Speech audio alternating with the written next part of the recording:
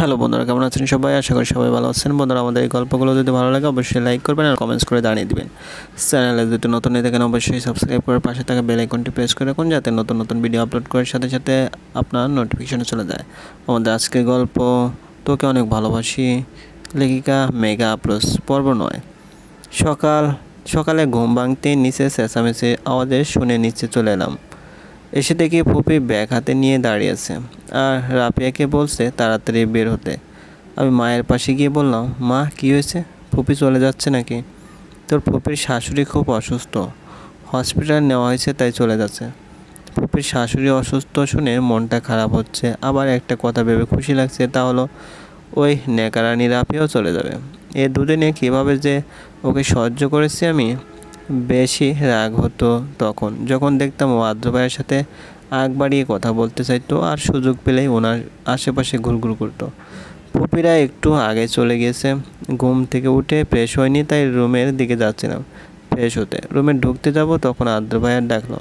আমার রুমের পরে অথয়ের রুম, তারপরে আদ্র ভাইয়া ওনারা রুমের দরজায় দাঁড়িয়ে ডেকেছে।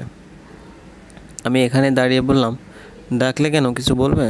উনি আমার মাথা থেকে পা পর্যন্ত দেখে একটু চোখ বুজে আবার খুললো। তারপর হালকা এসে বলল, আমার জন্য কপি নিয়ে আয়। আমি যে কপি করতে পারি না সেটা তো তুমি জানোই, তাহলে আমাকে কেন বলছো? তোকে কি বলেছি নিজে করে আনবি? নিচে গিয়ে মাকে বল, বা কপি করে দেবে। আর শোন, কপিটা কিন্তু তুই নিয়ে আসবি। আদ্র রুমে ঢুকে গেল আর আমি বোকার মতো তাকিয়েছি।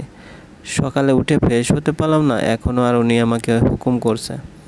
বলে, আমি কি তোমার ঘরের বউ যে হুকুম করছো আমাকে? কথাটা জোরেই বলে আবারও নিচে চলে এলাম।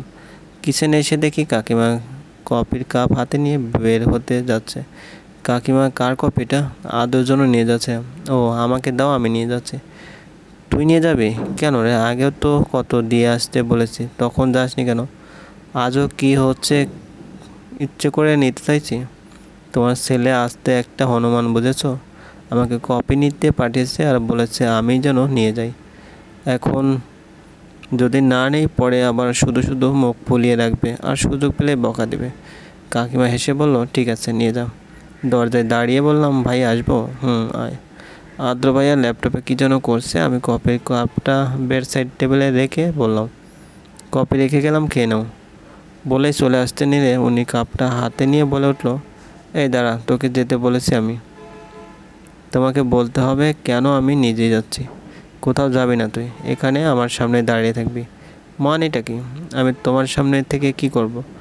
এই মেয়েটা বুঝবে কীভাবে কবে আমি কি চাই?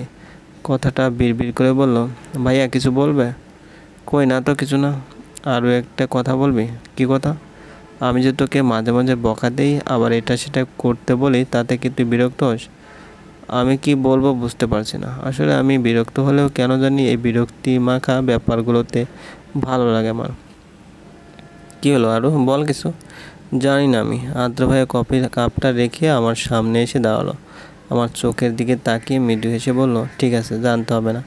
তখন তুই কি যেন বলছিলি? ও হ্যাঁ, মনে পড়েছে। তুই কি আমার ঘরের বউ যে হুকুম করছি, এটাই তো বলছিলি, তাই না?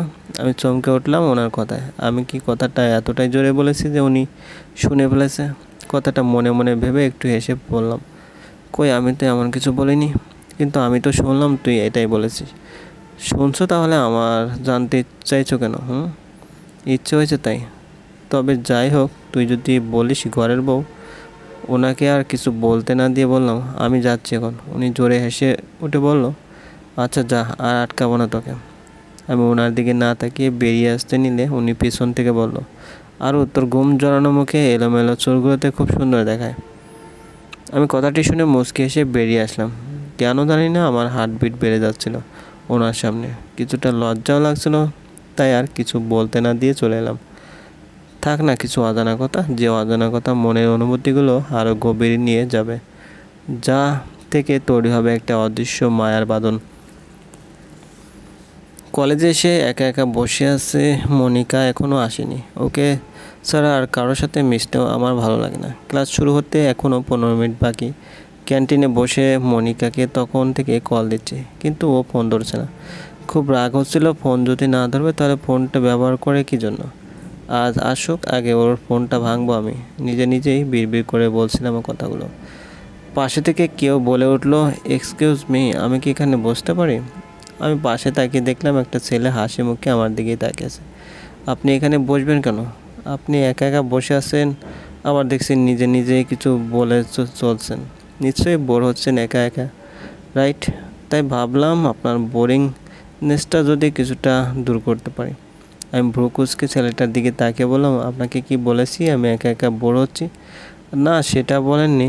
আমার মন হলো। ও আচ্ছা, আপনার মনে হয়েছে। ঠিক আছে, এক কাজ করুন, আপনার সেই মনে হওয়াটাকে বলুন। আপনার সামনে থাকা মেয়েটি এখানে একা বসেই ভালো আছে। ছেলেটা হেসে উঠে বলল, বলেছি মনকে, বাট সে মনটা বলেছে এখানে একটু বসতে। ঠিক আছে, আপনি আপনার মনকে নিয়ে বসুন, আমি যাচ্ছি।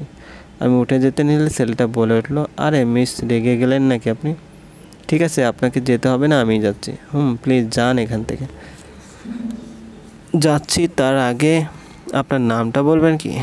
আমি রেগে বললাম, যাবেন আপনি? ওকে, রাগ করবেন না, যাচ্ছি। শুনুন, আমি সাইফ, এই কলেজে অনার্স 3য় বর্ষে পড়ি, ইংলিশ ডিপার্টমেন্টে। কোনো প্রবলেম হলে বলবেন। এবার আরও রাগ উঠে গেল আমার। আমি কি কিছু জানতে চেয়েছি যে এই অসভ্য ছেলেটা এসব বলেছে? আমি কিছু বলতে যাব, তখনই মনিকা দৌড়ে এসে হাঁপাতে বলল, আরও সরি জানো, অনেক লেট করে ফেলেছি তাই না? এমনিতে ওর উপর রাগ ছিল, তার উপর এই ছেলেটা এসে আরও রাগিয়ে দিয়েছে। ওই, কে তোর জানো? একদম জানো বলবি না আমায়। ফোন কোথায় তোর শুনি?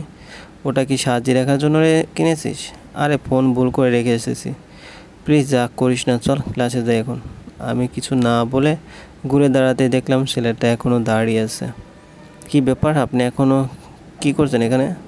আপনার নামটা শুনে দাঁড়িয়ে পড়েছি। আর নাইস নেম। ছেলেটা দাঁত কিলিয়ে হেসে চলে গেল। ইচ্ছা করেছিল ওর দাঁতগুলো ভেঙে হাতে দৌড়িয়ে দেয়। মনিকাকে বকতে ক্লাসের দিকে যাচ্ছিলাম, হঠাৎ খেয়াল করলাম আদ্র ভাইয়া আমাদের দিকে কিছুটা দূরে দাঁড়িয়ে আছে। ওনার চোখে মুখে রাগ স্পষ্ট, কিন্তু উনি এত রেগে আছেন কেন? আমার দিকেই তো তাকিয়ে আছে। ওই ছেলেটা আমার সাথে কথা বলেছে, উনি দেখে ফেলেনি তো? হঠাৎ সেই চোয়ারের কথা মনে পড়ে গেল। আজও আবার চোয়ার খেতে হবে নাকি? তবে আমার তো কোনো দোষ নেই, আমি তো কথা বলতে চাইনি, ছেলেটাই কথা বলতে এসেছে। চলবে। গল্পটি ভালো লাগলে অবশ্যই লাইক করবেন আর কমেন্টস করে জানিয়ে দেবেন। চ্যানেলে যদি নতুন হয় আপনিও চলে যাবে। এ দুদিনে কীভাবে যে ওকে সহ্য করেছি আমি। বেশি রাগ হতো তখন যখন দেখতাম ও আদ্র ভাইয়ের সাথে আগ বাড়িয়ে কথা বলতে চাইতো, আর সুযোগ পেলেই ওনার আশেপাশে ঘুরঘুর করতো। পুপিরা একটু আগে চলে গিয়েছে। ঘুম থেকে উঠে ফ্রেশ হয়নি, তাই রুমের দিকে যাচ্ছিলাম ফ্রেশ হতে। রুমে ঢুকতে যাব, তখন আদ্র ভাইয়ার ডাকলো। আমার রুমের পরে অথয়ের রুম, তারপরে আদ্র ভাইয়া ওনারা রুমের দরজায় দাঁড়িয়ে ডেকেছে। আমি এখানে দাঁড়িয়ে বললাম, ডাকলে কেন, কিছু বলবে? উনি আমার মাথা থেকে পা পর্যন্ত দেখে একটু চোখ বুজে আবার খুললো। তারপর হালকা এসে বলল, আমার জন্য কপি নিয়ে আয়। আমি যে কপি করতে পারি না সেটা তো তুমি জানোই, তাহলে আমাকে কেন বলছো? তোকে কি বলেছি নিজে করে আনবি? নিচে গিয়ে মাকে বল, বা কপি করে দেবে। আর শোন, কপিটা কিন্তু তুই নিয়ে আসবি। আদ্র রুমে ঢুকে গেল আর আমি বোকার মতো তাকিয়েছি। সকালে উঠে ফ্রেশ হতে পারলাম না, এখনও আর উনি আমাকে হুকুম করছে। বলে, আমি কি তোমার ঘরের বউ যে হুকুম করছো আমাকে? কথাটা জোরেই বলে আবারও নিচে চলে এলাম। কিচেনে এসে দেখি কাকিমা কফির কাপ হাতে নিয়ে বের হতে যাচ্ছে। কাকিমা, কার কপিটা? আদর জন্য নিয়ে যাচ্ছে। ও, আমাকে দাও, আমি নিয়ে যাচ্ছি। তুই নিয়ে যাবি? কেন রে, আগেও তো কত দিয়ে আসতে বলে